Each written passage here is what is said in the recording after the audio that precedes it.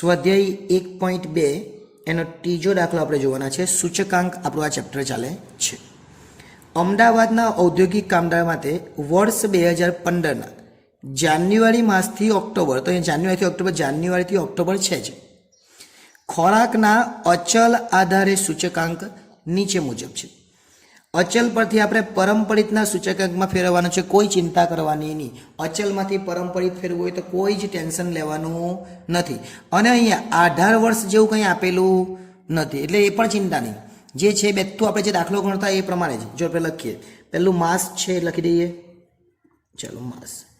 પછી ખોરાકનો સૂચકાંક, પણ એ શું છે તો એ અચલ આધારે સૂચકાંક, એટલે આપણે લખીએ અચલ આધારે સૂચકાંક જે આપણને આપેલો છે. આપણે શું કરવાનું છે? પરંપરિત આધારે સૂચકાંક, એટલે આપણો જવાબ આ રીતે શોધવાનો છે. પરંપરિત આધારે સૂચકાંક, એટલે આપણે શું કરવાનું છે? અચલમાંથી પરંપરિતમાં ફેરવવાનું છે. એટલે કોઈ ચિંતા નહીં કરવાની, એકદમ ઇઝી દાખલો કહેવાય. જે આપણી અચલની જે પરંપરિતની રીત છે એ જ. પહેલાં જાન્યુઆરીથી લઈને ઓક્ટોબર સુધી લખી કાઢીએ. તો પહેલાં અહીંયા આપણે લખીશું જાન્યુઆરી, અને પછી એક એક લીટી છોડી દઈશું. ફેબ્રુઆરી, માર્ચ, એપ્રિલ, મે, જૂન, જુલાઈ, ઓગસ્ટ, સપ્ટેમ્બર અને છેલ્લે ઓક્ટોબર સુધી રહેવાનું છે. આટલું આપણને કીધું છે.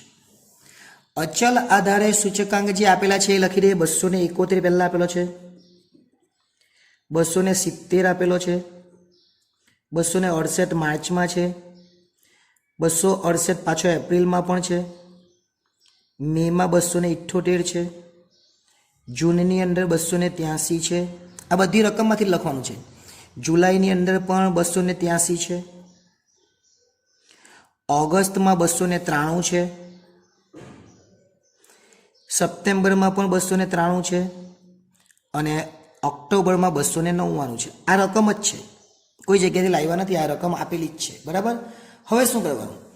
હવે આપણે 18 વર્ષ આપણને આપ્યું નથી. જો અહીંયા 18 વર્ષ આપ્યું નથી, આ 18 વર્ષની વાત કરીએ તો 18 વર્ષ આપણને આપ્યું નથી. જો 18 વર્ષ આપેલું હોય તો શું કરવાનું? તો પહેલાં આપણે શું કરવું પડે? 18 વર્ષની અંદર પહેલાં જે આપેલું છે એ જ લઈ લેવાનું. પણ 18 વર્ષ નહીં આપેલું હોય ત્યારે તો પહેલો સૂચકાંક 100 લેવાનો. જો ન આપેલું હોય ત્યારે શું કરવાનું? પહેલો 100 લેવાનો. આ અગાઉના જે 2 દાખલા છે એની અંદર આપણે શું કરેલું? તો જે હોય એ જ લેતા હતા. અત્યારે નથી એટલે આપણે 100 લઈ લેવાનો. પછી આપણને સૂચકાંક કયો? અચલમાંથી પરંપરિત, એટલે એકદમ જ ચિંતા વગરનો દાખલો. નો પ્રોબ્લેમ. આ સૂત્ર આપણે યાદ રાખવાનું, નો પ્રોબ્લેમ. આપણે આવું જ કહીએ ને, જ્યારે કોઈ પ્રોબ્લેમ નહીં આવે ત્યારે નો પ્રોબ્લેમ, એટલે આની અંદર નો પ્રોબ્લેમ યાદ રાખવાનું. 270 છેદમાં 271 લખી દેવાના. 270 છેદમાં 271 ગુણ્યા 100. ચલો 270 ભાગ્યા 271 ગુણ્યા 100 એટલે 99.63. ધ્યાન રાખજો. પછી આપણે પરંપરિતમાંથી અચલ બી હું તમને આ જ દાખલામાં સમજાવી દઉં, જો આ દાખલો પૂછાય તો. 268 છેદમાં 270, 268 એના છેદમાં 270. આગળનું વર્ષ આપણે છેદમાં લેવાનું. શું કરવાનું છે? આના છેદમાં આગળનું વર્ષ લેવાનું. 268 છેદમાં 270 ગુણ્યા 100 એટલે 99.26. ફરીથી 268 છેદમાં 268, એટલે 268 તો છે જ આ વર્ષના 268 ને આગળના વર્ષના 268 એના છેદમાં ગુણ્યા 100. 268 ઉડી જાય એટલે 100 આવે. ઓકે. હવે 278 છે તો 278 તો લખવાના જ, જે તે વર્ષના લખવાના. પછી એની નીચે એની આગળના વર્ષના લખવાના, એટલે 268 ગુણ્યા 100. 278 ભાગ્યા 268 એટલે 103.73 આવે. ગુણાકારમાં 100 લઈ લેવાના. ચાલો હવે 283 છેદમાં 278, એટલે 283 લખવાના, એના છેદમાં કેટલા લખવાના? 278 લખવાના ગુણ્યા 100. એટલે 283 છેદમાં 278 લખ્યા આપણે અને ગુણ્યા 100 કરીએ એટલે કેટલા થાય 101.80 અથવા 8 પણ આવે.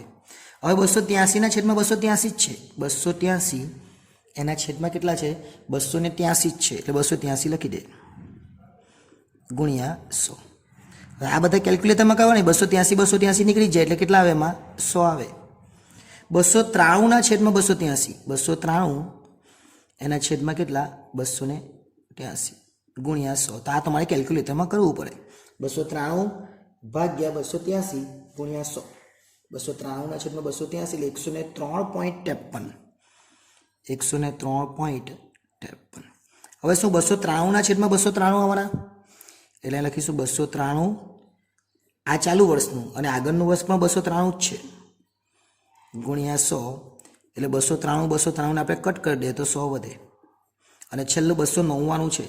299 છેદમાં એનું આગળનું વર્ષ 293 ગુણ્યા 100 એટલે 299 ભાગ્યા 293 કરીએ તો 102.05 આવે. એટલે આ રીતે દાખલો થઈ જાય ને 3 માર્ક્સમાં પૂછાય. પણ હવે ધ્યાન આપજો, જ્યારે અચલમાંથી પરંપરિતમાં ફેરવવાનું હોય તો મેં કીધું નો પ્રોબ્લેમ, પણ જો પરંપરિતમાંથી અચલમાં ફેરવવાનું હોય તો થોડોક પ્રોબ્લેમ. એટલે કેવો?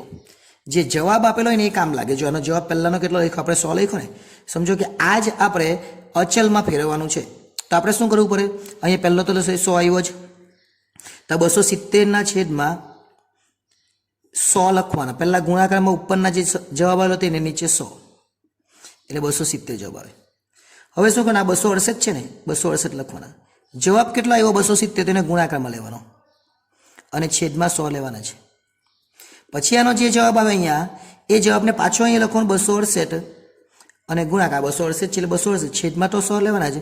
પણ અહીંયા જે જવાબ આવે તે અહીંયા લખી દેવાના. સમજો કે અહીંયા જવાબ આવ્યો 112 તો અહીંયા 112 લખી દેવાના.